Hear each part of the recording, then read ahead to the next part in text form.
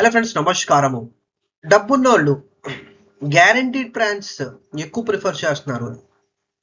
ఇది specifically social మీడియాలో various financial influencers ఈ ప్లాన్స్ కి దూరం ఉండండి, దీని నుంచి మనకి తక్కువ రిటర్న్స్ వస్తాయి. సో సోషల్ మీడియా మీద కంటిన్యూస్లీ ప్రెషర్ మనం చూస్తున్నాము. ఈక్విటీ మ్యూచువల్ ఫండ్స్ లో ఇన్వెస్ట్మెంట్ చేసుకుంటే బెటర్ రిటర్న్స్ మనం పొందుతాము. కానీ రియల్ లైఫ్ స్టోరీలో చాలా డిఫరెంట్ గా జరుగుతున్నాయి. డబ్బున్నోళ్ళు, వెల్దీ ఫ్యామిలీ మెంబర్స్ ఇప్పుడు కూడా వాళ్ళు అమౌంట్, ఒక పోర్ట్ఫోలియోలో ఒక మేజర్ అమౌంట్ అనేది ఇప్పుడు కూడా ఇలాంటి ప్రొడక్ట్స్ మీద డైవర్ట్ చేసుకుంటున్నారు. సో ఇక్కడ రియల్ క్వశ్చన్ ఏంటి? సో డబ్బున్నోళ్ళకి రిటర్న్స్ గురించి అర్థం అవ్వదా? సో డెఫినెట్లీ చాలా మనుషులకి రిటర్న్స్ అనేది చాలా ఎక్కువగా ఖచ్చితంగా అర్థమవుతుంది. సో ఇక్కడ డీపర్ క్వశ్చన్ మనం అడగాల్సింది ఏంటంటే, ఈ గ్యారంటీడ్ ప్లాన్స్ లో రిటర్న్స్ ఒకటే చూస్తున్నారా, లేదా రిటర్న్స్ కాకుండా ఖచ్చితంగా నాకు ఇంత డబ్బు వచ్చింది, డిసిప్లిన్, పీస్ ఆఫ్ మైండ్, లేదా నా ఫ్యామిలీ ప్రొటెక్షన్ కోసం ఈ ప్లాన్ తీసుకుంటున్నాను అనేది మనం కొన్నిగా ఈ విషయాల్లో ఈ పర్టికులర్ వీడియోలో అర్థం చేసుకుందాము. సో గ్యారంటీడ్ ప్లాన్స్ అందరి కోసం కాదు. ఇక్కడ మెయిన్ ఆబ్జెక్టివ్ ఈ పర్టికులర్ వీడియోలు ఏంటంటే, సైకలాజికల్ ఇంకా ఫైనాన్షియల్ లాజిక్ ఏంటి, పెద్ద పెద్ద ఇన్వెస్టర్స్ వాళ్ళు ఇలాంటి ప్రొడక్ట్స్ మీద ఎందుకు ఫోకస్ చేస్తున్నారు, ఆర్ మేబీ 100 రూపాయల్లో ఒక 20 నుంచి 30% డబ్బు ఇలాంటి ప్రొడక్ట్స్ మీద ఎందుకు డైవర్ట్ చేస్తున్నారు అనే విషయాన్ని కొద్దిగా మనం వివరంగా అర్థం చేసుకుందాము. ఫస్ట్, సోషల్ మీడియా నాయిస్ ఇంకా ఓవరాల్ గా మార్కెట్ లో రియాలిటీ ఏం జరుగుతుంది అని ఈ పర్టికులర్ స్లైడ్ లో మనకి తెలుస్తుంది. సో సోషల్ మీడియాలో ఓవరాల్ గా ఈ ప్రొడక్ట్స్ లో మీరు ఇన్వెస్ట్మెంట్ చేయటం వల్ల 5 to 6% రిటర్న్ మీకు వస్తుంది అనేది కనిపిస్తుంది. సో డెఫినెట్లీ ఎక్కడ మనం ఐఆర్ఆర్ మీద మనం చూసుకుంటే ఖచ్చితంగా మనకి 5 to 6% రిటర్న్ కనిపిస్తుంది.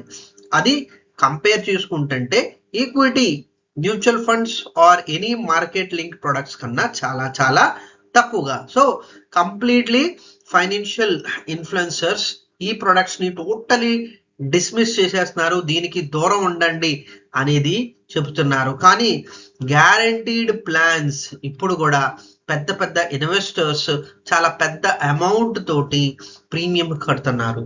5 లక్షలు, 10 లక్షలు, కొన్ని సార్లు అయితే ₹1,00,00,000 కన్నా ఎక్కువగా కూడా ప్రీమియం కట్టడం జరుగుతుంది.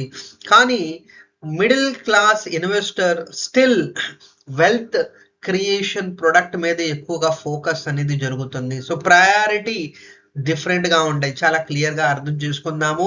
ఒకళ్ళు డబ్బులు క్రియేట్ చేసుకుంటున్నారు, వెల్త్ క్రియేట్ చేసుకుంటున్నారు, ఇంకొకళ్ళు వెల్త్ క్రియేట్ చేసుకొని ఉండారు.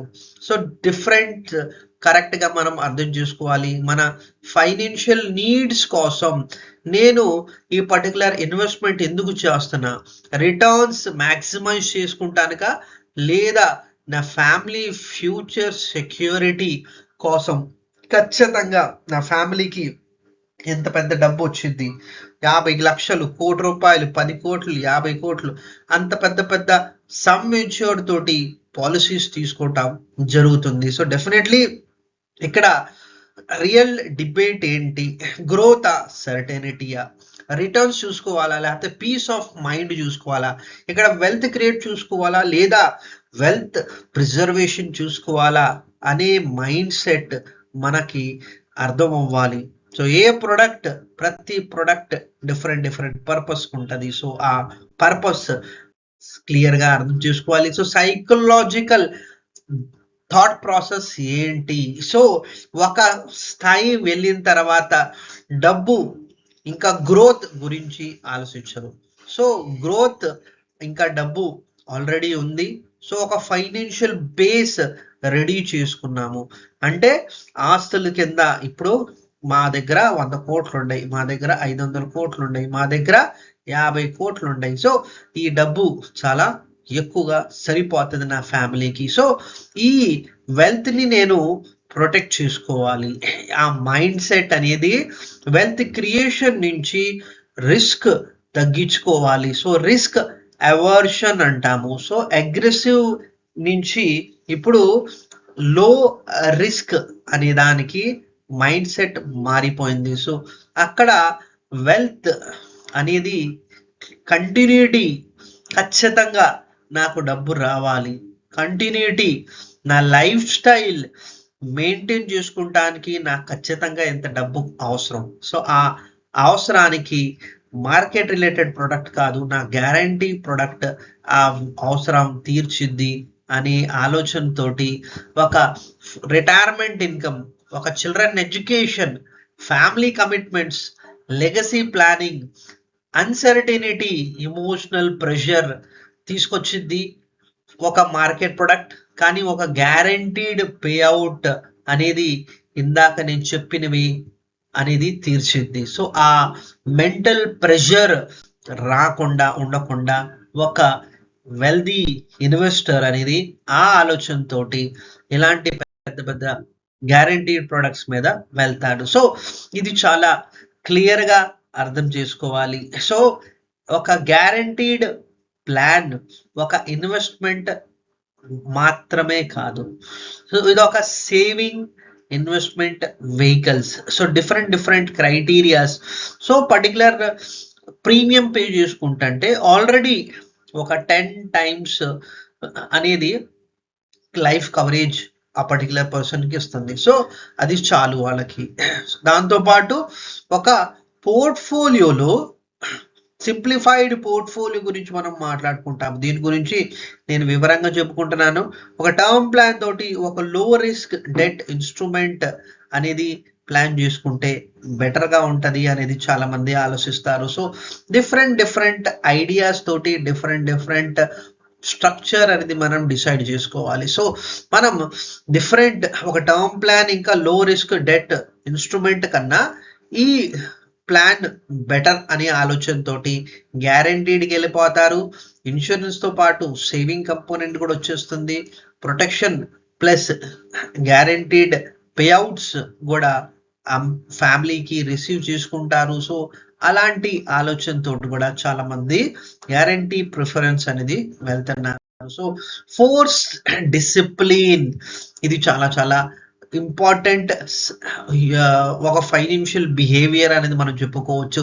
సో ఈ స్లైడ్ చాలా ఇంపార్టెంట్. సో ఒక చిన్న ఇన్వెస్టర్ డిస్టర్బ్ అయిపోతాడు ఎమోషనల్ డిసిషన్స్ వల్ల, చాలా ఇన్వెస్ట్మెంట్ డిసిషన్స్ తీసుకోలేకపోతాడు, చాలా వరకు మిస్టేక్స్ అనేది కూడా చేసుకుంటాడు. బట్ వెల్తీ ఇన్వెస్టర్స్ అనేది అలాంటి మిస్టేక్స్ చేయకుండా ఫియర్, గ్రీడ్, ఓవర్ కాన్ఫిడెన్స్ ఇంకా డిసిషన్ ఫటీగ్ ని వదిలేసి ఒక గ్యారంటీడ్ ప్రొడక్ట్ అట్లీస్ట్ నేను ఒక 15-20 సంవత్సరాల దాకా ఖచ్చితంగా ఒక కమిట్మెంట్, ఒక డిసిప్లిన్ తోటి నేను డబ్బులు పెట్టుకుంటుంటే దానివల్ల నాకు, నా ఫ్యామిలీ మెంబర్స్కి ఒక అమౌంట్ అనేది రిసీవ్ ఉంటుంది. సో 20 సంవత్సరాల దాకా మార్కెట్ రిలేటెడ్ ప్రొడక్ట్ మీద చాలా తక్కువ మంది కమిట్మెంట్ తోటి ఇన్వెస్ట్మెంట్ చేస్తారు. సో కనీసం ఈ ఫోర్స్డ్ డిసిప్లిన్ తోటన్నా నా వెల్త్ మేనేజ్ అవుతుంది, నా వెల్త్ అక్యుములేషన్ తో చిన్నగా అయినా కూడా ప్రాబ్లం లేదు, కానీ ఓవరాల్గా నా వెల్త్ ఇరోడ్ అవ్వదు. మార్కెట్ ప్రొడక్ట్స్ తోటి నా పానిక్ అనేది నా ఇన్వెస్ట్మెంట్లో నాకు కనిపించదు అనే ఆలోచనతోటి కూడా మనిషి ఆ గ్యారంటీడ్ ప్రొడక్ట్స్కి వెళ్తారు. సో ప్రొడక్టివిటీ స్పాన్ మారిన తర్వాత డెఫినెట్లీ నేను నా ఓవరాల్ క్యాపిటల్ మీద రిస్క్ తీసుకోకూడదు, నా ఫైనాన్షియల్ లైఫ్ గోల్స్ ఆటోమేటిక్లీ ఖచ్చితంగా ఇంత అమౌంట్ నాకు కావాల్సిందే అనే నమ్మకం అనేది ఒక ప్రొడక్టివ్ లైఫ్ స్పాన్ టైంలోనే నేను ఒక గ్యారంటీడ్ అమౌంట్ నేను ప్లాన్ చేసుకోవాలి. సో అలాంటి విషయాల కోసం చాలా మంది ఖచ్చితంగా నాకు ఎంత అమౌంట్ కావాలి, మార్కెట్ రిలేటెడ్ ప్రొడక్ట్ అనేది నమ్మకం వెళ్ళకుండా ఆ సిచ్యువేషన్లో మార్కెట్ రిలేటెడ్ ప్రొడక్ట్స్ నాకు రిటర్న్స్ రాలేదు, నేను తీయాల్సిన టైంలో మార్కెట్ ఫాల్ అయిపోయింది, దాని సంగతి ఏంటి అనే భయం కాకుండా ఖచ్చితంగా నాకు ఒక 15 సంవత్సరాల తర్వాత ఒక 50 లక్షలు కావాలి, ఒక 10 సంవత్సరాల తర్వాత నాకు ఒక 5 కోట్లు కావాలి. సో ఒక నంబర్ కరెక్ట్గా మనకు తెలిస్తే అలాంటి దానికి గ్యారంటీడ్ ప్రొడక్ట్స్ బెటర్ అనే ఆలోచనతో కూడా చాలా మంది ఇలా ప్రొడక్ట్స్ అనేది ప్రిఫర్ చేస్తారు. సో చాలా క్లియర్గా లో రిటర్న్స్ ఒకటే చూడరు. సో వాలటిలిటీ తక్కువ ఉన్నా కూడా ప్రిఫరెన్స్ పెరిగిపోతుంది. సో ఈక్విటీ మార్కెట్లో వాలటిలిటీ అనేది ఎక్కువగా ఉంటుంది. ఈక్విటీ మార్కెట్స్లో గ్యారంటీ లేదు, వాలటిలిటీ ఎక్కువ ఉంది, అన్సర్టినిటీ ఎక్కువ ఉంది, ఇమోషనల్ స్ట్రెస్ కూడా ఎక్కువ ఉంది. సో ఇలాంటి వాలటిలిటీ అనేది చాలా చాలా భయపడతారు. సో ఆ వాలటిలిటీ ఉంటే చాలా డిసిషన్స్ రాంగ్ అవుతాయి, యాంగ్జైటీ పెరిగిద్ది, పానిక్ విడ్రావల్ అయిపోతుంది, అన్నెసెసర్లీ మనం పోర్ట్ఫోలియోని మారుచుకుంటా వెళ్ళిపోతాము. సో డైరెక్ట్లీ అది ఒక స్టెబిలిటీకి దూరం వెళ్ళిపోతున్నాము. సో గ్యారంటీడ్ ప్లాన్స్ ఫాస్ట్గా పెరగపోవచ్చు, కానీ ఒక స్టేబుల్ ఫౌండేషన్ క్రియేట్ చేస్తుంది. ఒక కరెక్ట్గా విజిబిలిటీ తోటి చూస్తుంటే గ్లామరస్ అవుట్పుట్ అనేది మనకు కనిపించదు, కానీ దానివల్ల ఒక స్ట్రాంగ్ ఫౌండేషన్ అనేది మన పోర్ట్ఫోలియోలో మనకు కనిపిస్తుంది. సో డెఫినెట్లీ రిస్క్ సైడ్లో మనం చూసుకుంటే equity, PMS, AIF, real estates, business investments వీటి కన్నా తక్కువగా రిటర్న్స్ వస్తుంది, కానీ స్టేబుల్ రిటర్న్స్ మనకి ఇక్కడ కనిపిస్తుంది. సో డెఫినెట్లీ స్టెబిలిటీ అనేది నాకు వస్తుంది through guaranteed products. Definitely guaranteed plans మీద ఫ్లెక్సిబిలిటీ అనేది పెరిగిపోయింది. ఇదివరకు డిఫరెంట్ ఒక ట్రెడిషనల్ ప్లాన్స్ అనేది ఏంటంటే చాలా రిజిడ్గా ఇంకా చాలా స్ట్రింజెంట్ స్ట్రక్చర్ తోటి ఉండేవి, కానీ ఇప్పుడు మోడర్న్ గ్యారంటీడ్ ప్లాన్స్లో వేరియేషన్ మారిపోయింది. డిఫరెంట్ పేఅవుట్స్ తోటి మనకి ఇవ్వటం జరుగుతుంది. మనం మంత్లీ తీసుకోవచ్చు, మనం క్వార్టర్లీ తీసుకోవచ్చు, హాఫ్ ఇయర్లీ తీసుకోవచ్చు, యాన్యువల్లీ పేఅవుట్స్ తీసుకోవచ్చు. కొన్ని సిచ్యువేషన్లో నాకు పేఅవుట్ జరిగిన టైంలో నేను పేఅవుట్ తీసుకోకుండా దాన్ని కంపెనీ దగ్గరే పెట్టుకుంటున్నాను. సో ఆ పేఅవుట్ ఇవ్వాల్సిన టైంలో ఆ కంపెనీ మనకి ఆ పేఅవుట్తో పాటు మనకి అడిషనల్గా ఇంట్రెస్ట్ యాడ్ చేసుకుంటా ఇయర్ ఆన్ ఇయర్ బేసిస్ మీద మన డబ్బు అనేది పెంచుకుంటా వెళ్ళిపోతుంది. సో వేరియేషన్స్ చాలా ఎక్కువ ఉన్నాయి. సో డిమాండ్స్ ప్రకారంగా ఆ పేఅవుట్ మీద సిస్టమ్ మారిపోయింది, దానివల్ల నమ్మకం అనేది పెరుగుతుంది. సో డెఫినెట్లీ ప్రతిసారి మ్యాథ్స్ చూడరు. సో ఇరాషనల్ బిహేవియర్ ఎక్సెల్ చూసి మనం వెళ్ళకూడదు. సో రేషనల్గా రియల్ టైం మార్కెట్లో అవసరం ఏంటి? So definitely so calculations definitely డబ్బున్న మనిషి దగ్గర క్యాలిక్యులేషన్స్ ఎక్కువ ఉంటాయి మనకన్నా.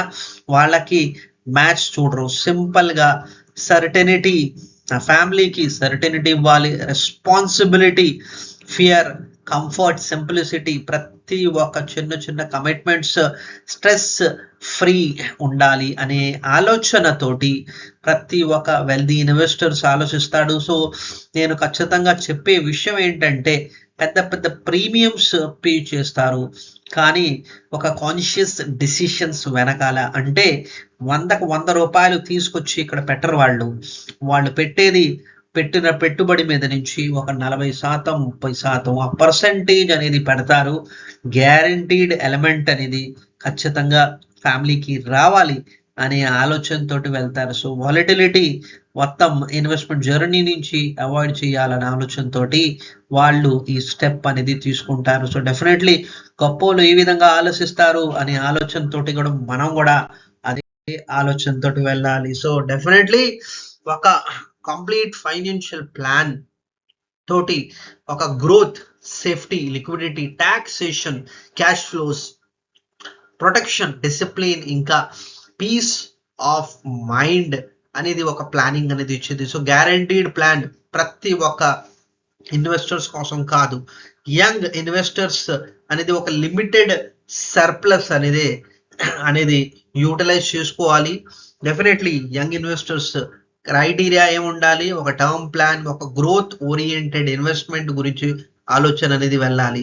కానీ చిన్న రిక్వైర్మెంట్ కోసం, చిన్న కమిట్మెంట్ కోసం ఖచ్చితంగా ఇంత డబ్బు నాకు రావాలి, ఉండాలి అనే ఆలోచన కోసం డెఫినెట్లీ గ్యారంటీడ్ ప్లాన్స్ ఒక బెటర్ ఆప్షన్ అనేది మనం చెప్పుకోవచ్చు. సో డెఫినెట్లీ ప్రతి ఒక్క క్వశ్చన్ ఏంటి, సో ఈ ప్రొడక్ట్ మంచిదా కాదా అనే దానికోసం కాకుండా మనం ఈ ప్రొడక్ట్ వల్ల నేను నా గోల్ ఫుల్ఫిల్ చేసుకుంటున్నానా, నా టైం పీరియడ్ కమిట్మెంట్ సాల్వ్ అవుతుందా, లేదా ఇది ఈ పర్టికులర్ ప్రొడక్ట్ నేను నా ఫైనాన్షియల్ ప్లానింగ్ లో తీసుకొని వస్తుంటే దాని కాస్ట్ ఎంత, కాస్ట్ అనేది ఏంటంటే దానికి ప్రీమియం ఎంత పే చేస్తున్నాను అని కాదు, నేను ఇది తీసుకోపోతే నా ఫైనాన్షియల్ స్టెబిలిటీ మీద ఎంత దెబ్బ పడిద్ది అనేది ఒక ఒక ఫైనాన్షియల్ సక్సెస్ వెనకాల ఇవన్నీ పాయింట్స్ ఖచ్చితంగా ఆలోచించాలి. సో ఓవరాల్ గా ఒక ఐఆర్ఆర్ ఒకటే మనకి ఆలోచన ఉండకూడదు. మనం తీసుకునే ఏదైనా స్టెప్ మనకి ఒక సింపుల్ గా ఒక సేఫ్ ఆఫ్ థాట్ ప్రాసెస్, ఒక భయం అనేది మన సైడ్ మైండ్ లో తీసేసేయాలి, ఉండకూడదు. సో వెల్త్ క్రియేషన్ తో పాటు ఒక స్టెబిలిటీ అనేది ప్రతి ఒక్కరికి ఉండాలి. ఆ స్టెబిలిటీ అనేది వాళ్ళు ఈ గ్యారంటీడ్ ప్రొడక్ట్స్ తోటి తీసుకుంటున్నారు. సో డెఫినెట్లీ వాళ్ళతోటి కొన్ని విషయాలు నేర్చుకోవాలి. అదే విషయాలు మనం ఈ పర్టికులర్ వీడియో తోటి అర్థం చేసుకున్నాం ఫ్రెండ్స్. సో డెఫినెట్లీ ప్రతి ఒక్క విషయం మీద వెనకాల ఒక ఆలోచన ఉంటది. సో మన దగ్గర కూడా అంత వెల్త్ ఉంటే డెఫినెట్లీ మీరు కూడా మీ టోటల్ వెల్త్ ప్రొటెక్షన్ దాంట్లో ఒక 40% ఆఫ్ మనీ మీరు గ్యారంటీడ్ ప్రొడక్ట్స్ ని డైవర్ట్ చేయండి. మిగతా 60% డెఫినెట్లీ మనం హయ్యర్ రిస్క్ దాంట్లోనే వెళ్ళిపోతాము. కానీ 40% ఖచ్చితంగా మీరు గ్యారంటీడ్ ప్రొడక్ట్స్ లో డైవర్ట్ చేయటం చాలా చాలా మంచిది అనే దాంతో సెలవు తీసుకుంటాను friends. Thank you very much.